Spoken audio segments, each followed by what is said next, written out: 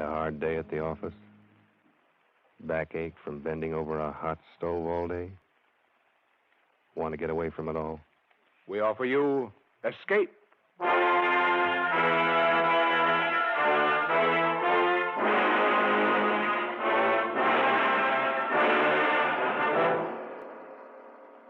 It is midnight, and you are alone. Suddenly the room is plunged into darkness. You sit frozen with terror, because something is there behind you. Something you feared would come. Something from which you must escape. Escape, produced and directed by William N. Robeson, and carefully plotted to free you from the four walls of today for a half hour of high adventure.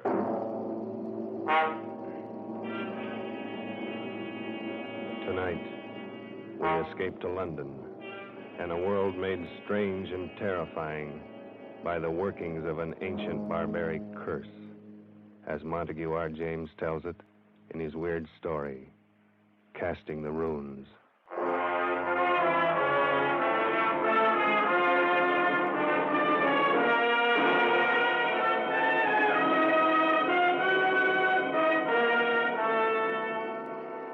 My name is Edward Dunning. I'm a scientist.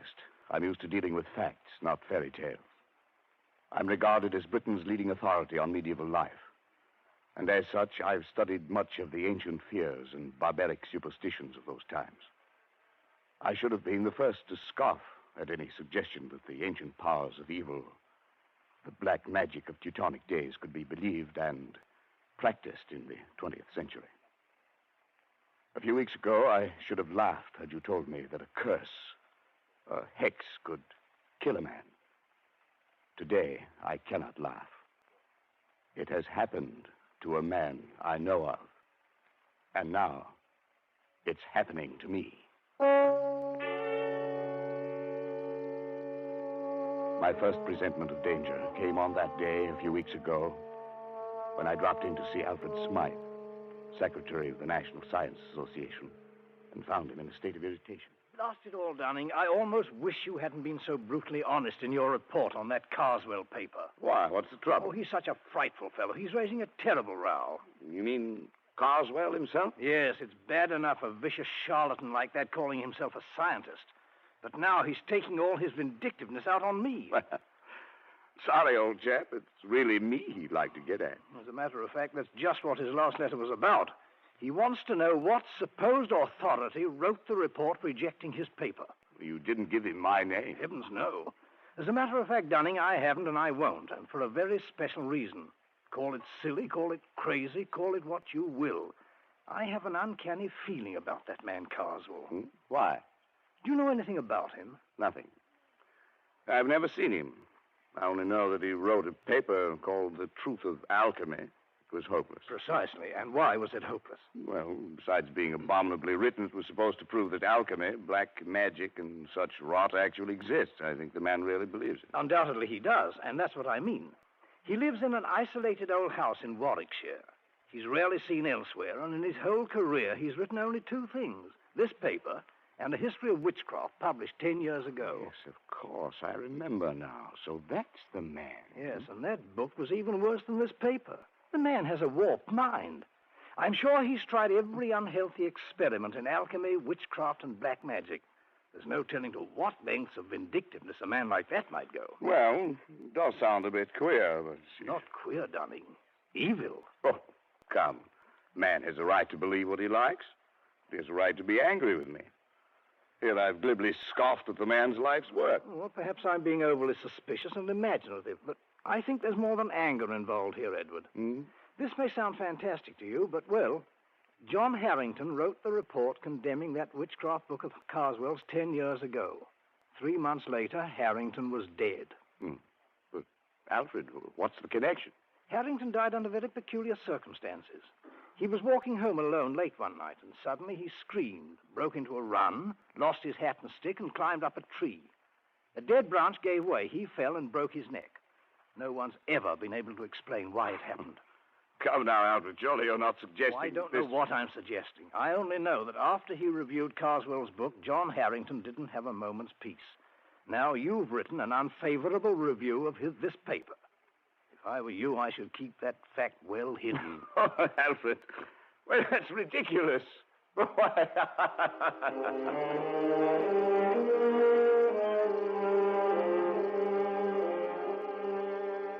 Yes, I laughed at Alfred Smythe's fears.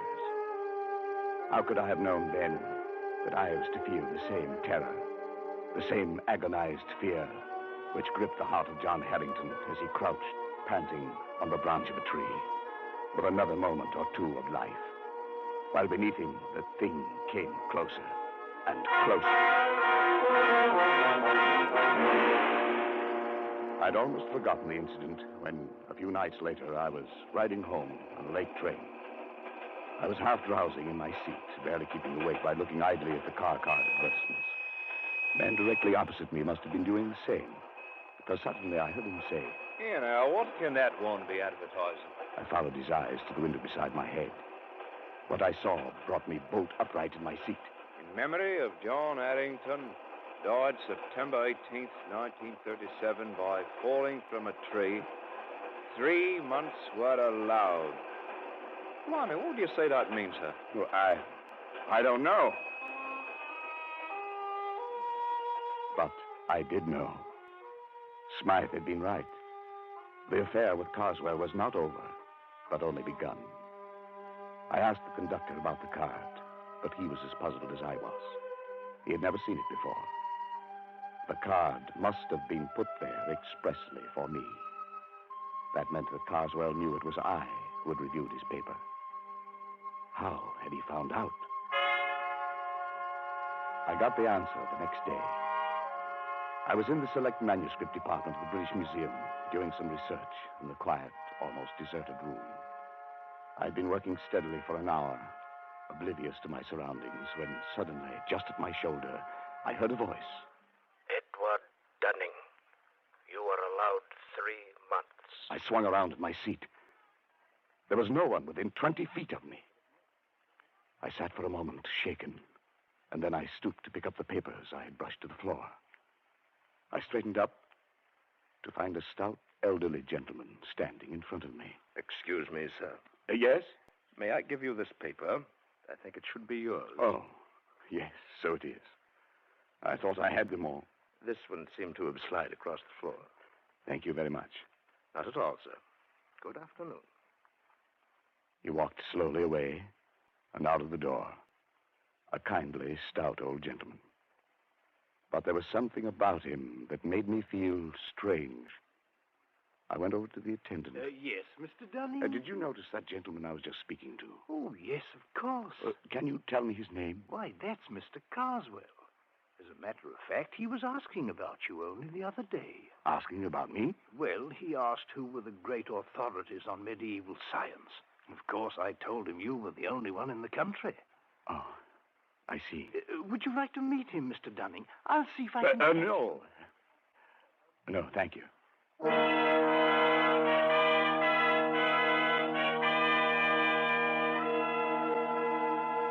It was as simple as that.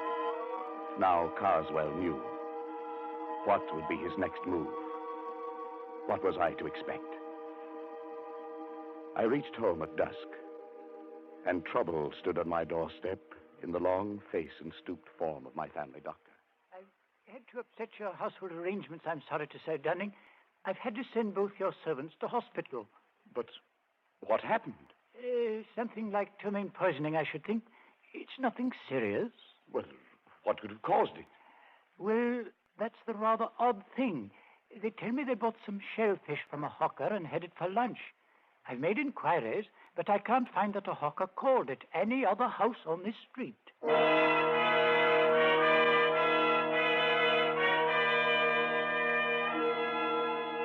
Was this the next move? If so, it had succeeded. I was alone in the house, and my nervousness increased as darkness closed in and the hours advanced toward midnight. I went to bed, but almost immediately I thought I heard something. My study door opening downstairs. I went out and leaned over the banister. There was nothing moving, nothing visible. There was only a sudden, surprising gust of warm air playing about my legs. I went back into my room and locked the door. Suddenly, the lights went out. No doubt it was only a blown fuse, but the chills were playing up and down my spine. I went over to the bed and reached for my watch under the pillow. I suppose I wanted to find out the time. I don't know why. But fumbling on the pillow, my hand touched something far different from a watch.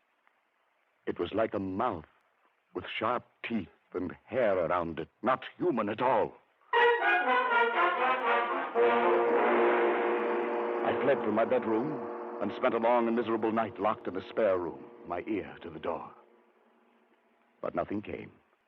I was not disturbed again. In the morning, I searched the house and found nothing unusual. But the mark of fear must have been stamped on my face, for Smythe noticed it next day. Dunning, you look as if you hadn't slept for weeks. Is anything wrong? I don't know, Alfred. Yes, there is. Carswell knows. How? They told him at the museum. Of course, we should have thought of that. Has anything happened yet? I don't know. It's too fantastic. It's probably my mind, hypnotic suggestion or something, but like that man Harrington, I have 3 months left. Edward. Must have been hearing things. I'm all on edge. I don't know what to think. John Harrington had a brother, Henry. Perhaps I'd better get you in touch with him. He might know more about this man, Carswell. Yes, do it. And quickly. 3 months is not a lot of time.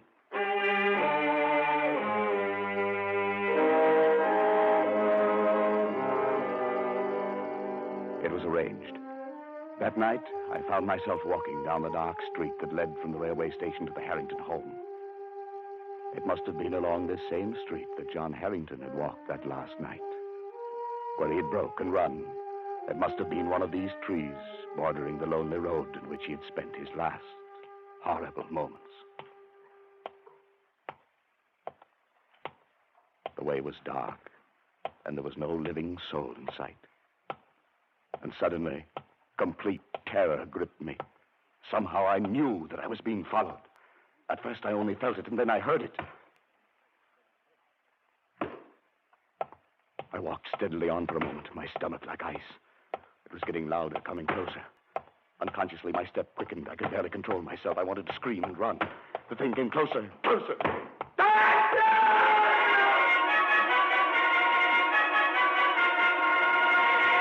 I confess, I broke and ran madly for my life. I was at a little side street. I turned down it, doubling back toward the railway station. I thought I would never make it. But finally, bright lights loomed before my eyes, and I think that I never have been so grateful for human companionship. There's no need to run, sir. The 840 won't be along for another 5 minutes. I felt very foolish. I couldn't bring myself to walk back down that street to Harrington's. I could only take the train home furtively and call Harrington next morning to beg his forgiveness. He seemed very understanding and asked no questions. Undoubtedly, Smythe had told him something about me. At any rate, he agreed to visit me at a place 2 nights later. And when he arrived and was made welcome, he began to talk about his brother. Yes, Mr. Dunning. John was in a very bad state for weeks before the accident, if that's what it was. The principal thing seemed to be the notion that he was being followed. It became an obsession. Yes, I know. I don't think his death was an accident. Then perhaps you can explain it? No. But I have one clue. Your brother reviewed a book very severely not long before he died. Just lately, I happened to cross the path of the man who wrote that book. And his name, of course, is Carswell. That's right.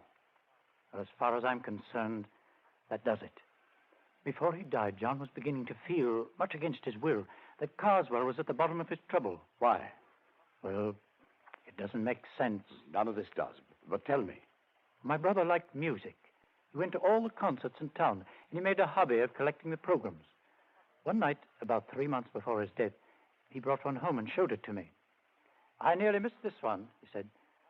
It seems he'd lost his and was hunting for it under his seat when a neighbor, a rather stout elderly gentleman, offered to give John his. The kind gentleman was Mr. Carswell. Undoubtedly. I started to leaf through the program and noticed on the second page some rather curious letters carefully written there in black and red ink.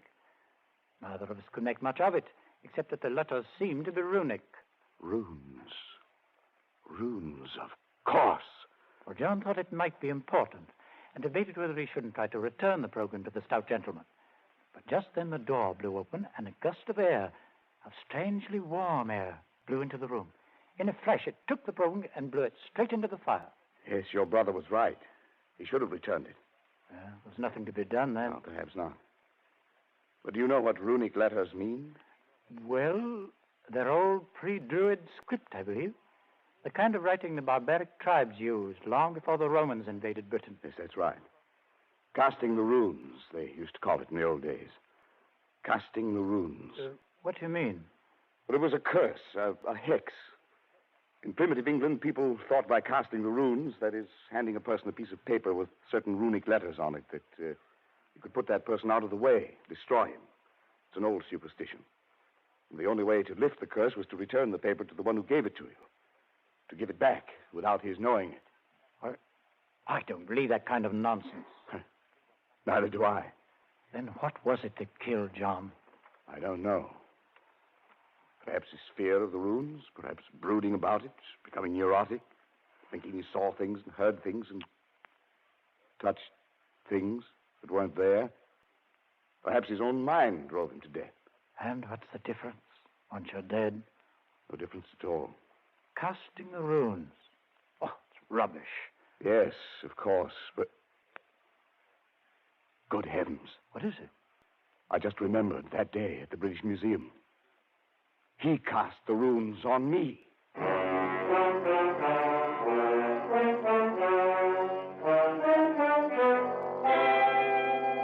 I went swiftly to the writing table, Harrington close behind me. My portfolio was there, full of the scribbled notes I'd been working on that day in the museum. And as I took it in my shaking hands and began leafing desperately through them, one strip of thin, light paper slipped and fluttered toward the open window with uncanny quickness. But Harrington was even quicker and slammed the window shut just in time. Got it? Oh, thank heavens. If it were lost or destroyed, like your brother's... Then you wouldn't be able to return it to Mr. Carswell. Yes. Look at it. It's identical with the one John got. I looked at the flimsy paper. The characters, carefully traced in red and black, were runes, all right. That ancient language used by the Aborigines of prehistoric Britain. I couldn't decipher them. But as Harrington and I stood looking into each other's eyes, each of us could read the other's thoughts. Science or not, 20th century or not, this sheet of foolscap spells death for its possessor. It spells death for you. It must be returned. Yes, I know. It must go back in such a way that he doesn't know he's received it. That means we can't simply mail it. No, we can't. We must do it personally. That'll take doing. Well, he knows you by sight, doesn't he? Yes. You must shave your beard. It'll alter your appearance. He might strike any time. I have 3 months, as what the warning said. We've got to make good on this Dunning. I've searched 10 years for my brother's murderer, and now he must not escape.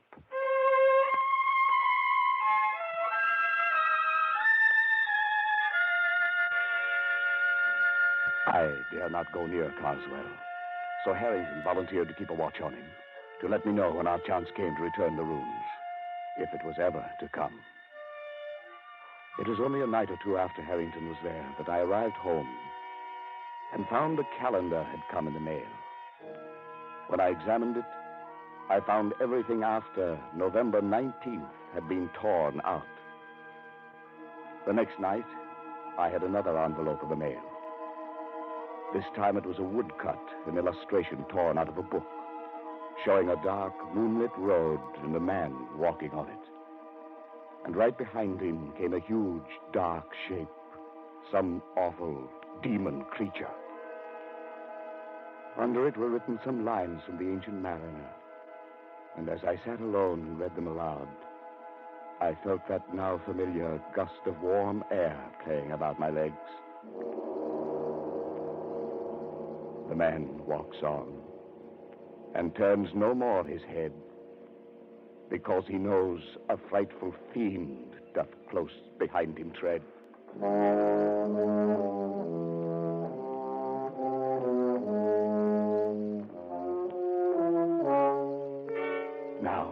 I knew the face of my terror, and it was with me always. Walking down the dark street at night, I heard its footsteps behind me.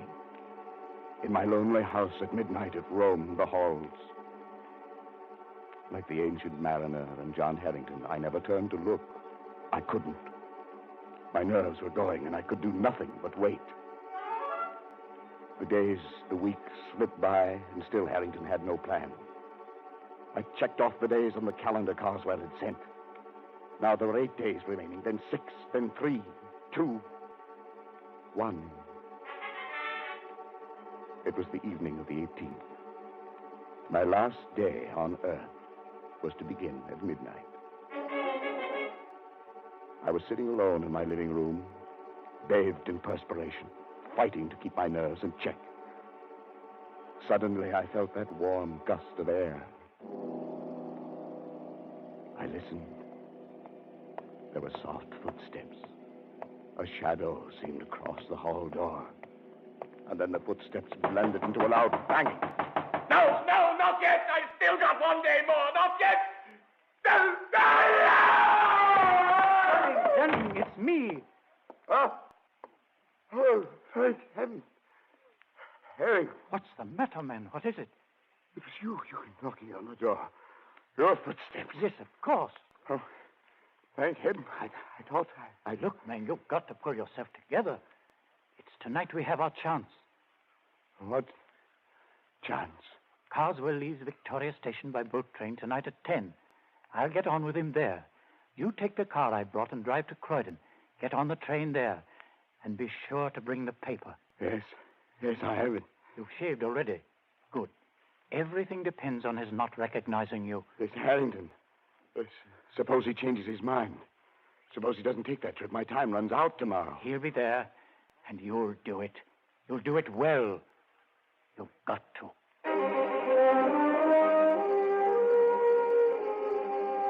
I stood on the platform at Croydon, my mind in a daze. I thought the train would never come, but it did. I saw Harrington at the window. He stared coolly at me. Of course, there was to be no sign of recognition. I entered the coach and slowly made my way down the aisle to the compartment where Harrington sat. Opposite him, staring full into my face, was Carswell. He looked up as I sat down. His eyes were heavy-lidded, his face bland. It was impossible to tell whether he knew. The train started. The next stop was Dover, the end of the line. My last chance. It was time to cast the runes.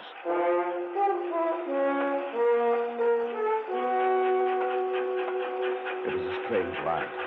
Carswell and I seated face to face, staring into each other's eyes. Harrington off to the side, pulling at his face with twitching fingers. If I could have only had a few whispered moments with him to plan our strategy, but that was impossible. The moments dragged tortuously. No one moved. Then, suddenly, Carswell leaned forward. I beg your pardon, sir. Haven't we met? Met? Well, I don't think so, sir. Not unless you're in the plumbing business. Plumbing? No, hardly. I hadn't planned it that way. The words, the accent, just seemed to come by themselves.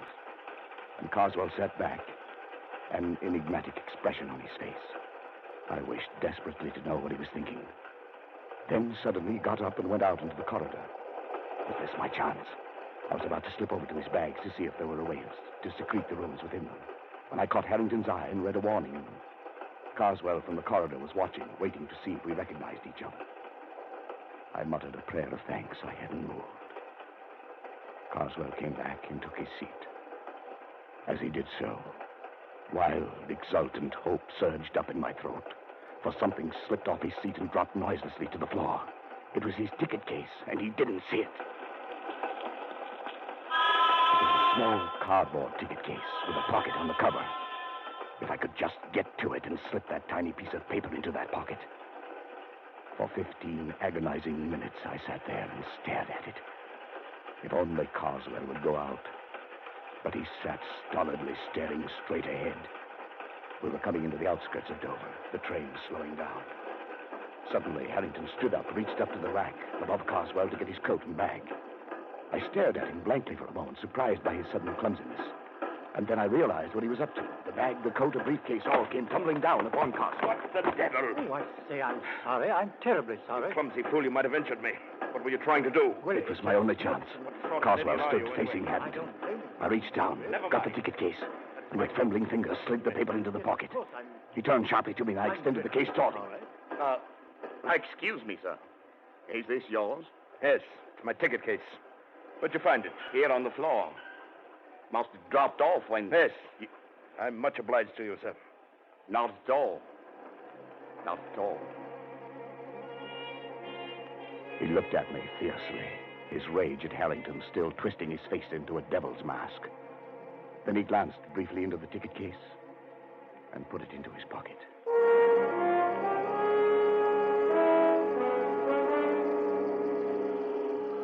On the railway pier at Dover, Harrington and I followed a few steps behind Carswell.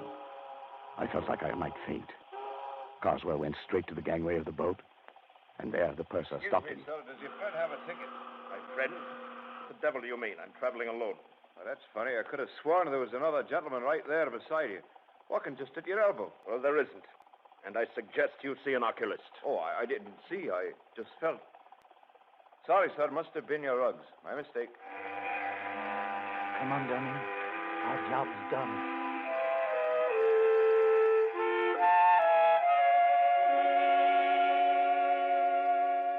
I didn't sleep that night.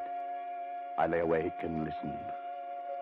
But there were no footsteps, no warm gusts of air, nothing to disturb me. All day I felt remarkably free, although this was to have been my last day on Earth. But only just now, when Harrington came in, could I really relax. Oh, Dunning, have you seen the afternoon paper yet? I know. Not yet. Well, here, look at it. On the second page. There. Abbeville, France.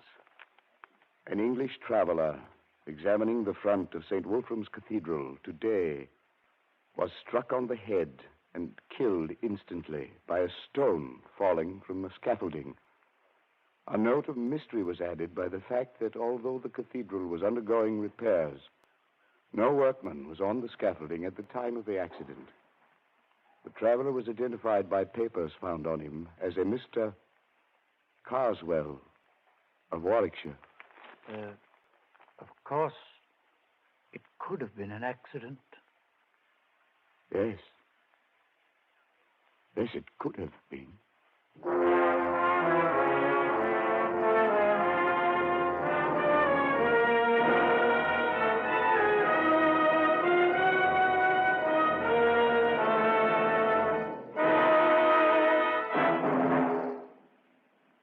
Escape is produced and directed by William N. Robeson, and tonight brought you Casting the Runes by Montague R. James, adapted for radio by Irving Ravitch and John Dunkel, with John McIntire as Edward Dunning, Jan Wolfe as Harrington, and Bill Conrad as Carswell. The special musical score was conceived and conducted by Cy Fure. Next week, You are trapped in a hidden valley, high in the Andes, walled in by sheer rock precipices, and surrounding you, closing in on you, is a band of blind men who want your eyes.